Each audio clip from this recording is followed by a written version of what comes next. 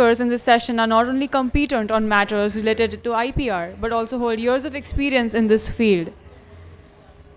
I'd like to invite our guest for this afternoon, Mr. David COLB from Israel, Ms. Toni Ashton from Canada,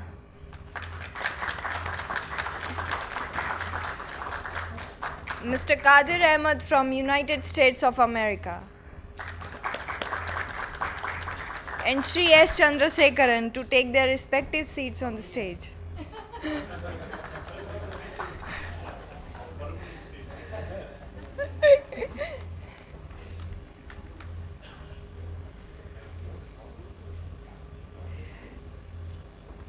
To welcome Sri S. Chandrasekaran, may I request Ms. Ruchi Agarwal to greet him with a bouquet of flowers.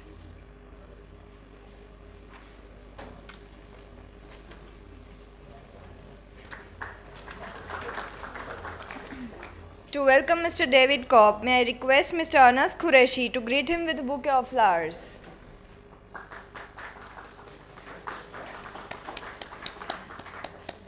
Thank you. I'd like to request Mr. Jatin Vyas to present flowers to Ms. Toni Ashton.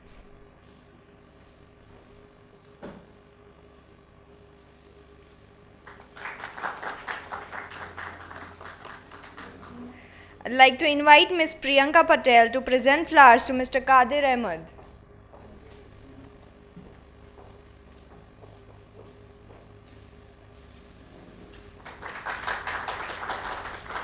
Thank you, Ms. Patel.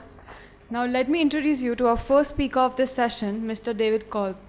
He is an attorney at Sanford T. COLB and Company. Mr. COLB joined the firm's litigation department 8 years ago and specializes in trademark litigation and enforcement, representing various international and Israeli clients in trademark and copyright litigation. He works with the Israel Police and Customs as well as with the Ministry of Health in order to actively enforce the rights of trademark and copyright owners. Mr. COLB has a law degree from Cambridge University, England, and is a major in the Israel Military Reserves. He is the co-chair of the IP Practice and Israel Committee of the American Intellectual Property Law Association and is also the treasurer of the Israel chapter of the LES. To talk over the topic of New Israel Designs Law, may I please welcome Mr. COLB to come forward.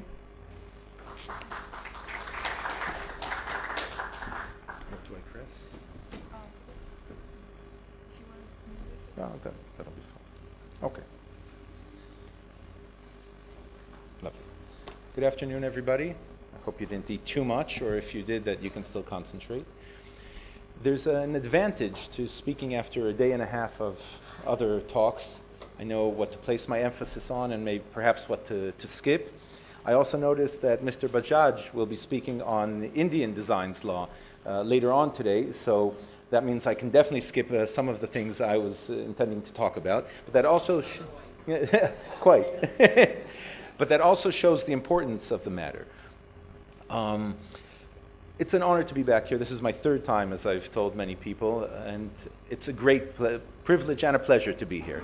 And we love visiting India, so any excuse will do, and this is a good one. So thank you again for hosting us.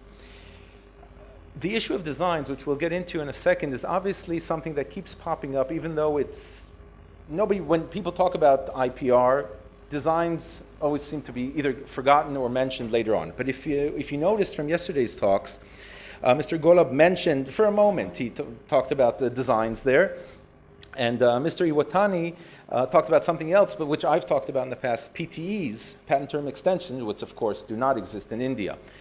But what this whole thing shows us is that although we are focused on IPR, and the good doctor who spoke here right before lunch brought up a very valid point that even though we're talking about commerce and about money, there is an issue to be remembered that we're also trying to do things to advance. And if we're talking again about the title of this good conference, the Smart Solutions to Global Challenges, part of that challenge is not just monetizing what we do, but also taking care of the people, including our good selves, and making that IP work for us. And which takes us a bit to the issue of designs, because in a way, people really sort of overlook designs, but there's no reason to. And if we're talking about the person in the street, which is our client, or maybe some of you, who wants to protect his or her IP, one of the things that many people create are actually designs. And we'll discuss briefly what is a design or what is not a design. And again, Mr. Bajaj will go into the law in India as to what covers what is a design by law. But there's definitely something that has to be thought about. And I'll start with a brief case study without naming names. This was a few months ago. First thing in the morning, we get a call from an Israeli client, a design company. Okay, and design, let's remember, or those who've dealt with it, is a very tough market. Designers do not usually make a lot of money for their designs. They're not well remunerated. Often the people who have studied design, and who I call them more artists than engineers or scientists, they tend to work for companies. They don't always get the credit that they should for their designs. We all enjoy the design of an Apple phone, but do any of us know who actually designed that? I, for one, do not. Okay, and many of the day-to-day objects we use are designed. Okay, so this is definitely something that's alive and kicking, even though we don't really necessarily talk about it too often. So this client called us up and said, look, we have a design of a kind of lamp. It's actually a beautiful lamp. It's probably also, I believe it's also patented, but they had a European registered design. Again, Israeli company, husband and wife, small company. We're not talking about some multinational. And they were selling their product through distributors in the Netherlands.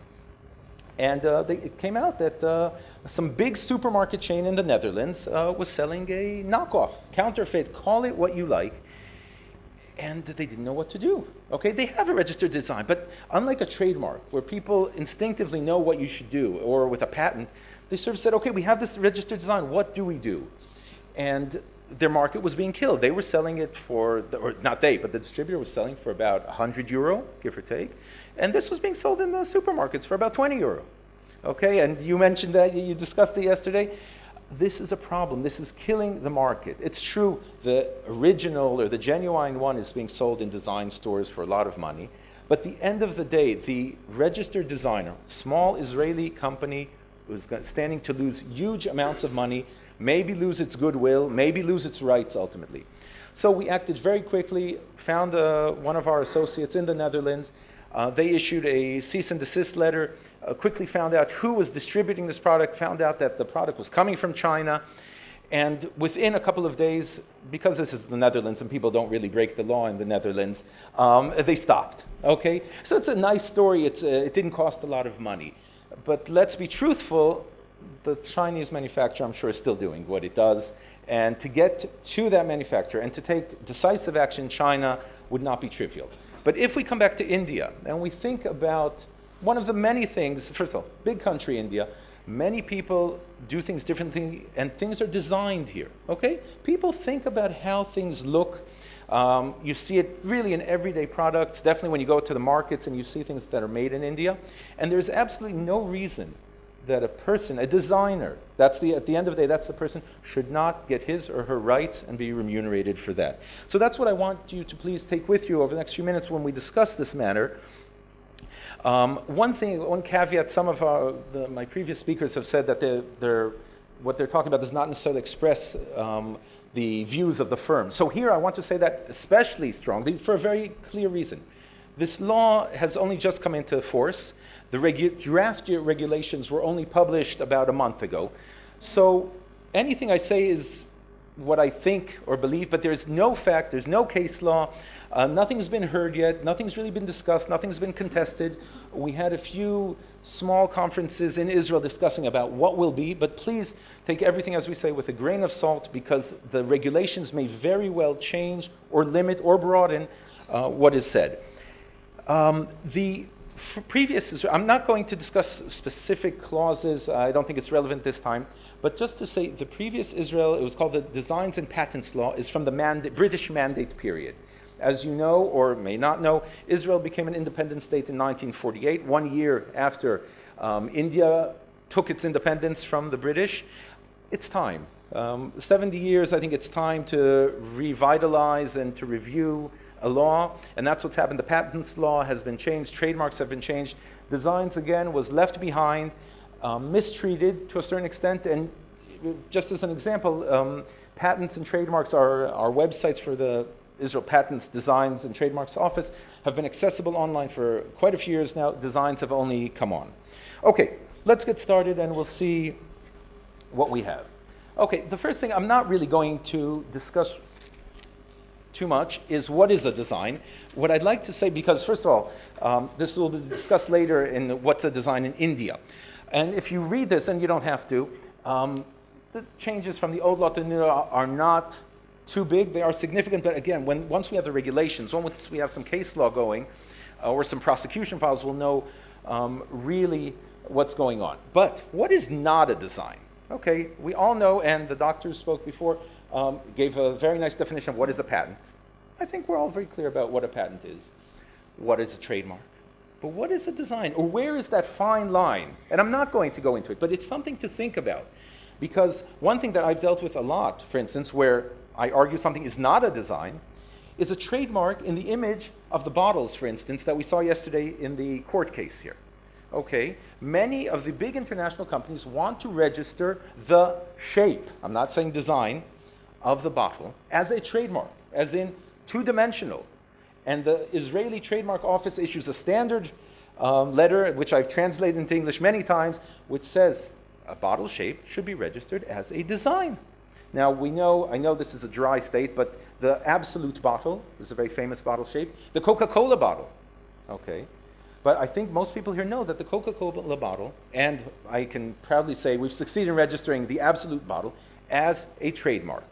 Okay? There are various caveats, we won't get into that, or various requirements.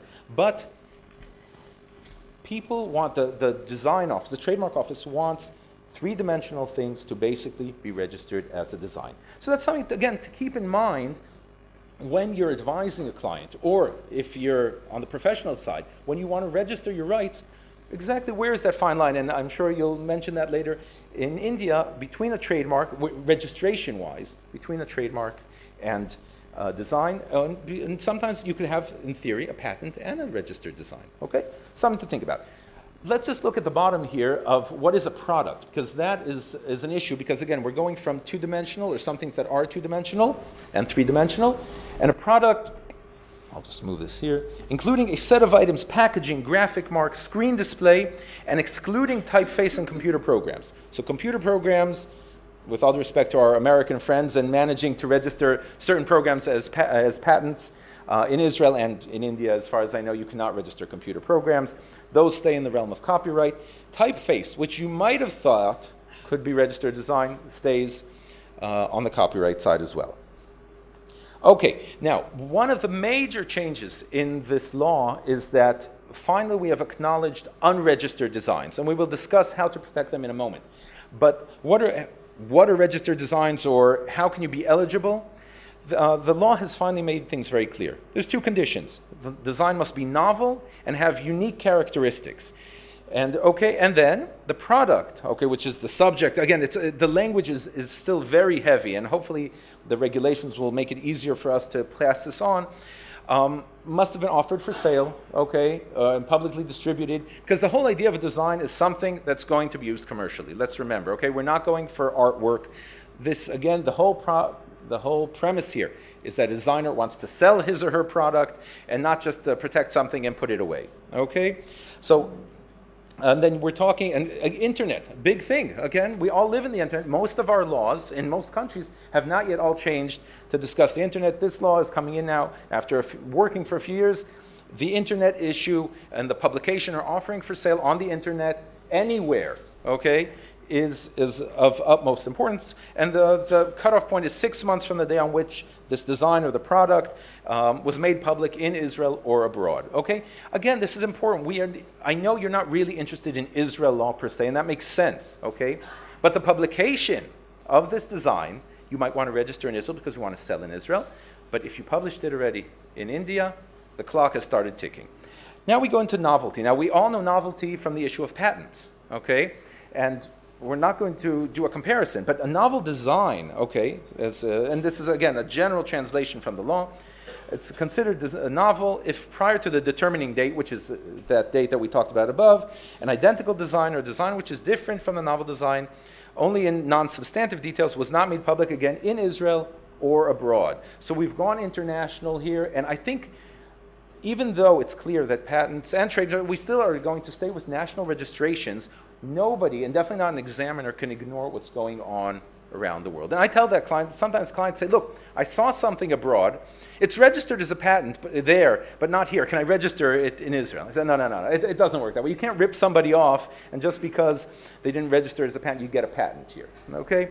Israelis often try to think outside of the box. Now, there's something called explanatory notes before a law is entered into force, and we have something here, and I think it's important, and this is at the bottom of the slide. It is emphasized that examination of the issue of novelty will relate to all types or classes of goods, and not only to the type class regarding which registration has been requested. So again, unlike even in trademarks, let's face it, if a trademark is well known, you cannot ignore the fact that, okay, I want to register only in class 25, but there's a lot of activity of that trademark in other classes. You can't ignore it. You might decide there are reasons for registering nonetheless, but you cannot ignore it. And the same thing nowadays applies for designs. Unique characteristics. Because again, a design, that's what you need. Okay, novel, obviously. You can't rip somebody off. You can't have made this public long ago, but it has to be unique. And so I won't read every word, but basically it's if the overall impression which it transmits to a knowledgeable user, we'll discuss in a second, is different from the overall impression which is transmitted by a different design, which was made public, etc. Okay? And again, we talk about all the classes. And the existing, this is right at the bottom, existing variety of ways for designing designs regarding the product to which the design belongs. So what does this mean? Again, because this is very heavy language. I spent a lot of time trying to translate it, and I'm not particularly pleased. But what does it tell us? It tells us that this knowledgeable user, let's call it an examiner, okay, is going to be, using the internet, is going to be using his or her wide knowledge, because that's why we have an examiner, not just a person, and saying, what do we know? What do we know in a specific field? What's being done?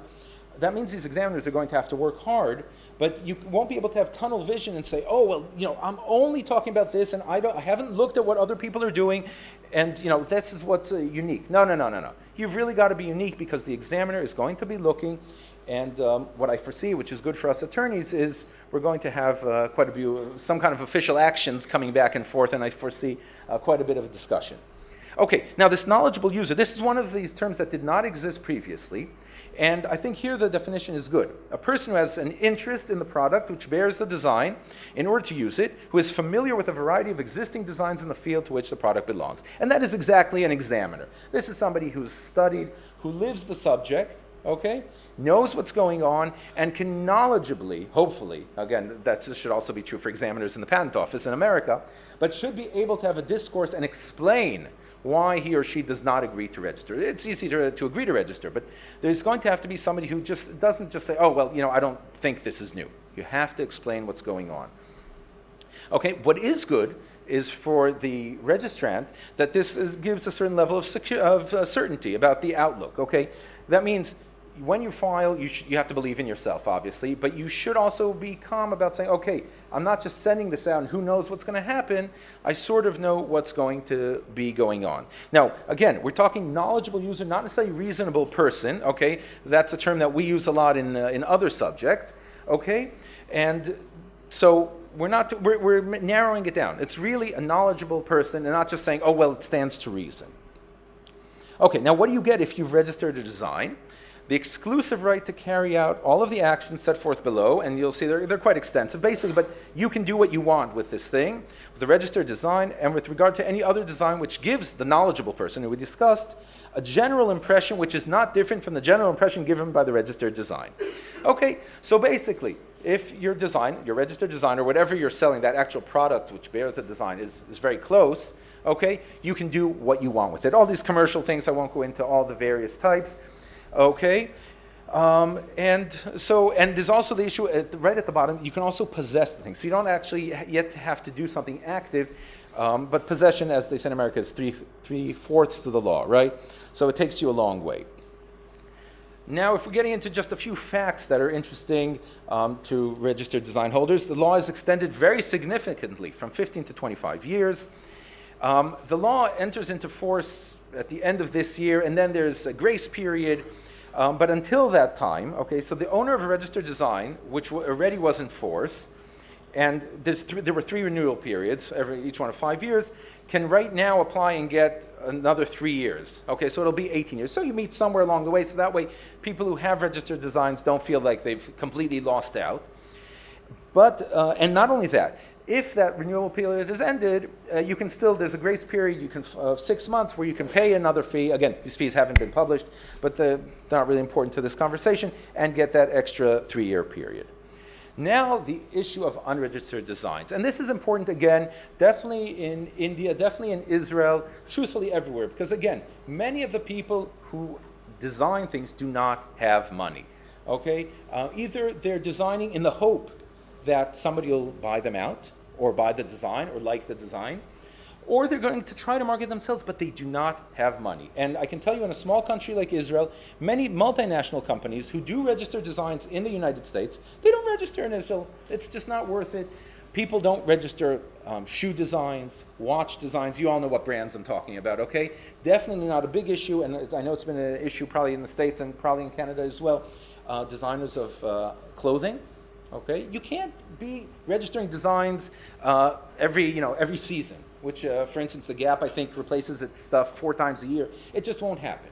Okay, so finally, the Israel legislator has said, okay, we acknowledge this issue of unregistered designs, okay, which previously case law sometimes had acknowledged, but it was a matter of, deciding on a case-by-case basis, and they say, you can have an unregistered design, okay, and all you need, the designer, have belief that the design is entitled to protection, okay, which, hey, I think everybody thinks that. But again, these things will be challenged in court.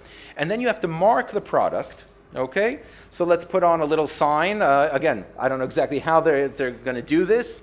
I've seen little products, that have little patent pending. So it may just say unregistered design, who knows what. And you can also state the date, okay? But something like that, I guess, will be enough to put people on notice, okay? And then once that product has that notice, there's a presumption, and this, and this is a serious presumption, that whoever infringes is aware that that product is eligible for unregistered design protection, okay? And that's serious, because that puts an onus on the infringer, and the infringer may, again, case law and time will tell, may have a hard time proving that he or she had a good reason not to think that something was a unregistered design. Okay, and acting in good faith is not going to be a protection. Okay, and good faith is a big thing. I invariably, when I send out cease and desist letters, I always get told, "Oh, I acted in good faith." It's not going to work with designs. Yes, then we have, okay, so what does this give us? Again, the exclusive right to prevent, okay, not to sell. So notice the difference between a registered and unregistered design. This only gives you the right to prevent a person from manufacturing, okay, again, all for commercial purposes, a product which bears a design which is a copy of the design. So these things are limited, at least from the outset, and only time will tell how limited, how broad, how many people also actually avail themselves, the designer side, okay, of this unregistered design, and how many then, when they get ripped off, are going to go to a lawyer and say, hey, I need to sue. And then the lawyer, of course, is going to tell them how much it costs to sue, and how many of them are actually going to do that. Because, again, that also costs money. And we all know that problem, right? You have rights. I mean, people come to me sometimes, can I sue? You can sue whoever you want for whatever you want. Do you have grounds, and do you have the money to pay? Okay? So only time will tell. But at least prima facie, this gives protection to people without them having to start paying out money, paying out renewal fees, okay? So it gives hope. This unregistered design, 3 years from the day when it's first made public. Again, and I'm not a U.S. patent attorney, so please forgive me, but just like a provisional, okay, which gives you that year minus 1 day to decide to spend comparatively a small amount of money before you decide whether to spend the big money, or maybe hopefully sell your patent, your idea. Same thing here, 3 years, either you monetize it, or you've managed to sell it, or you move on. Okay, and designers invariably keep trying to design things. So I guess they figured out, and there was a lot of back and forth talk with designers before this law came out, and I guess they figured that 3-year period made sense top to bottom. Okay, Going over to the whole issue of court actions, okay? Who's entitled? What is the entitlement? Okay, and this, the law saw fit, and here I actually quote verbatim, and I'm going to read it out because I do think it's something to, again, to put in our minds in this whole idea of this new designs law. One must not file a lawsuit for design infringement until the design has been registered. Okay. However, caveat as always, once a lawsuit for such an infringement has been filed, the court is entitled to grant a remedy for an infringement of the design as registered, which took place after the date of the publication of the filing of the design application. Okay, so the as if, so it's as if you infringed the registered design. Okay. The provision does not detract from the right of the owner of the design to file a lawsuit on grounds of infringement of the design as an unregistered design, as long as the design has not been registered. Again, very convoluted. We'll see what people do with this, okay? But the law is trying, at least from the outset, to tell people what they can and cannot do. Damages, always an interesting thing, because at the end of the day, you want to know what you're going to get, if you're going to get. Okay, so you can sue, first of all, you can sue for tortious damages. Okay, you prove your harm, you prove your case. Lawsuits in Israel usually take about 3 years, so if you've got the patience, and you'll get damages. And then the question is, can you recover those damages? But that's true, I guess, everywhere around the world. But what's nice is, and this is similar to issues of passing off in Israel, the owner of a design is entitled to statutory damages of up to about $30,000 without the need to prove harm. Okay, which is nice, again, for a person who doesn't have money, to know that at least you have some basic money that should be coming to you. Okay, and also the law saw fit here to explain what the court will take into consideration when talking about damages. Okay, the extent of the infringement, the seriousness thereof, the actual harm, the profit. Okay, so really the law is setting out guidelines, as it were, for the courts, because the courts have a tendency to, it could take them 10 years until they've sort of churned through this new law and figured out what to do. So here's the law sort of telling them, this is what you're going to take into consideration, and so we move on. Something I want to spend a minute on is the issue of customs. This is, first of all, I deal a lot in customs enforcement, so for me this is a big thing. So for me this, until now, only registered trademarks and basically trademarks and copyrights could be detained by Israel Customs, not patents. Okay, and we tried that once with pharma, with substances that were coming in that allegedly infringed a patent. That didn't work. So now, for the first time, a registered design, again, here you have to have spent that money to get the registered design. You can file a customs monitoring notice and ask customs to detain the stuff. Big stuff, okay? That means from now on, something, you have another thing to detain stuff on. Now, the question is, how is customs going to do this? Because they'll have to start looking on the database, okay, and you'll have to have quite a good search engine to start finding out, does this lamp or does this bottle or is this bottle registered? Then decide, does it infringe? To what extent? Does it have to be one for one? Okay, because trademarks, we do infringement as well. It doesn't have to be an actual counterfeit. So this is going to be interesting because in theory this could bring in a lot of work and they definitely help a designer, okay, because all those, we don't have, well, David, you're Chinese, but Chinese-American. So all these Chinese cheap imports, this could actually help us a lot. But are customs going to be able to do this? I think the acknowledged wisdom is that customs, even in countries like Singapore, do not check more than 3% of all incoming goods into a country via seaports. Okay, more or less? That makes sense, right? So let's say on a good day, 3%. So, and that's just for trademarks and copyrights. How are they going to start doing this for designs? I really have no idea. First of all, the regulations will maybe provide some more information on how they're supposed to do this. Then customs may issue their own internal guidelines. So I'm not yet overly optimistic, but it could be a lot of fun. And then we'll see. And then I don't know how it is here, but in Israel, we have to pay for storage, or whoever loses the case. Now you're going to be paying for a lot more storage potentially, and prices may go through the roof. A couple of additional points, so we're almost at the end. There's a whole chapter in the law that relates to international design applications, and the purpose is to ensure that Israel is in compliance with the Hague Convention. I don't know much about the Hague Convention, but what's interesting is that really shows, and this was discussed earlier today, that Israel has taken this whole law and planned it so as to work together with the world and to be in accordance with the world, take into consideration the internet, what's published around the world. And so the same idea is here, that this law matches what's going on in general around the world, makes life easier for people. As I said, the draft regulations were just published. the drafts, I think there's a 90-day period until people will be allowed to send in comments. Then there'll be discussions. Well, hopefully within the next year we'll have, well, it's got to be before that because by, I think it's August 2018, the law will enter into force, so we hope to have regulations by then, and we'll see what happens. So that's it. Any questions? Again, it'll mostly be, as I said, it'll all be conjecture, but go ahead, please. In patent law, we have something. In the U.S. system, in patent law, we have something called a person of ordinary skill in the art. But you mentioned there that the person has to be knowledgeable. Is that means a higher standard than a regular person in the art? I mean, obviously not a doctor talking about, designs, but is that a higher standard, a knowledgeable person? That's a good question. I think it's somewhat similar. I always use the term a person skilled in the art, right? Yes, that's me. So I think time will tell, and I think it'll happen very quickly because somebody with money will file for a registered design, will be rejected, and then they're going to say, hey, who examined this? What's the background? Okay, because it's easy with a patent, right? You have a patent examiner who's an electrical engineer or a physicist or a biologist. Trademarks, people do specialize, but again, it's much easier to search. And here, I think there's going to be, either the regulations will go down into very detail and say this is what's going to have to be.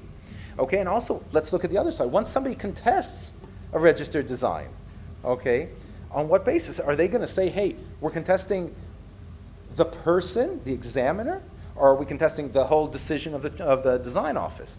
So I think that's going to, and because the law saw fit to put an emphasis on that, I think that's going to be an emphasis on what gets discussed. I have a second question. It has to do with the cone of influence. When we have a patent, there is actually, we have the theory of equivalence. So it's kind of wide. It could cover many areas.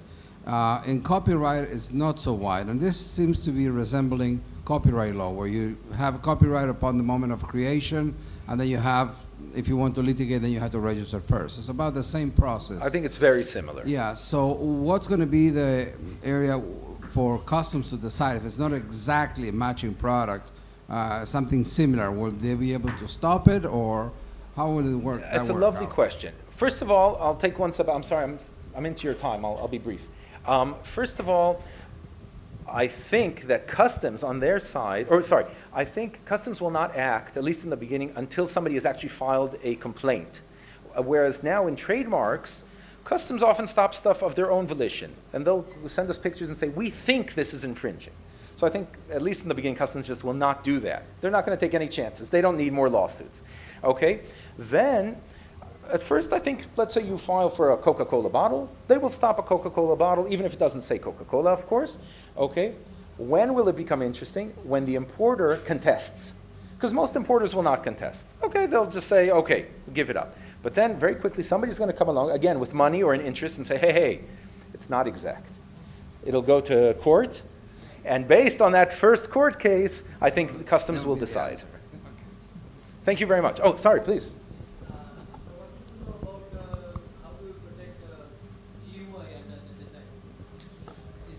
A GUI being I don't know. I really don't know. You saw the description of what is a design I just find it very vague. On the one hand, it's very detailed, but it's very vague. I think it is going to be covered now, okay, even though it's not a physical thing.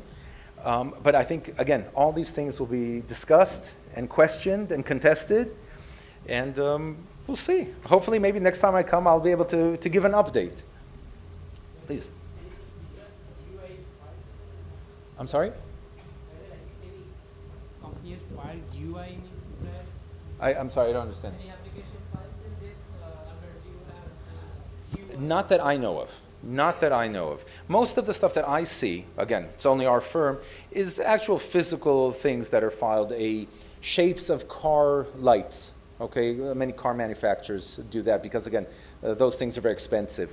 I haven't seen a GUI yet, but I'll do my homework next time I come, and I'll come prepared. What about prints or patterns, design patterns? They would be filed as copyright? Well, no, I actually had a case a few years ago of designs of paper cutouts, okay? And I think that may fall under it now. Now, again, you could probably register it as a trademark as well, okay? Just the image, as it were, as opposed to the design, okay? I sound a bit funny saying that. But I think that's something you might be able to get away with doing both, okay? But I think under the new law, you will be able to register it. Yes? Yeah, first of all, thanks for the nice presentation, David. I just would like to ask, if someone wants to protect GUI at the moment, graphic user interface, so what you suggest, it should cover under the copyright? I think it would only fall as a copyright, and there's no copyright registration in Israel, okay? It's automatic, as it were. So I think you'd be okay. The problem with all these things is basically, I would say, I'm speaking like a litigator, not so much a black letter law. If you can prove that it's yours, I'll protect it for you, okay? I'll get them for acting in lack of good faith or various other things, even if the court might ultimately say, hey, you know what, it's not actually a copyright per se. So I think that's what would be. Okay, so if it is a matter of copyright, then we can also take the criminal action as well, I guess. That's right. Okay, thank you. Thank you very much.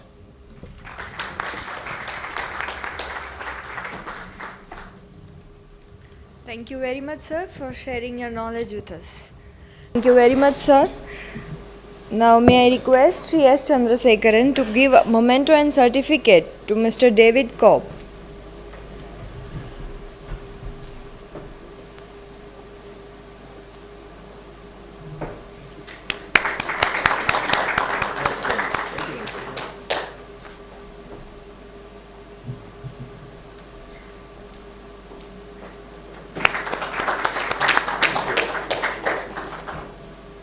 To Miss Tony Ashton.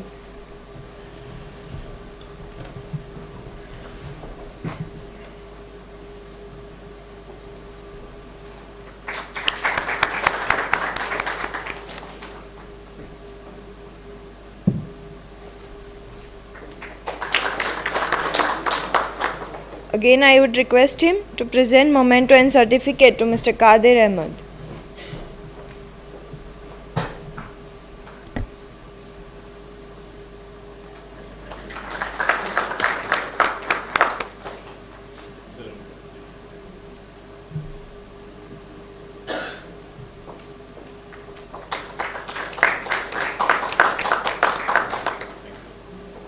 Thank you, sir.